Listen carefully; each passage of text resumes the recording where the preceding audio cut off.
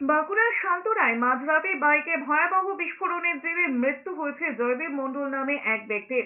জানা গিয়েছে বাঁকুড়ার শালতোড়ার ঝনকা গ্রামের বাসিন্দা জয়দেব মণ্ডল রাতে বাইকে করে লালপাহাড়ি এলাকা দিয়ে যাওয়ার সময় নিয়ন্ত্রণ হারিয়ে রাস্তার পাশে পড়ে যায়। সঙ্গে সঙ্গে বিকট শব্দ এবং প্রবল বিস্ফোরণ ঘটে।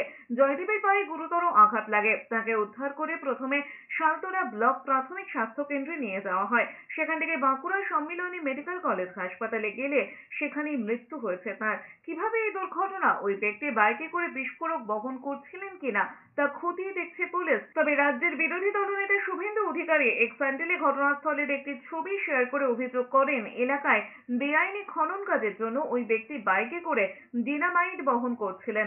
সেই সময় ওই বিস্ফোরণ ঘটে। এক্স হ্যান্ডেলে শুভেন্দু অধিকারীর অভিযোগ, পুলিশ ঘটনা ধামাচাপা দেওয়ার চেষ্টা করছে। এই ঘটনার সাথে শাসক যোগের অভিযোগ তুলেছেন শুভেন্দু অধিকারী।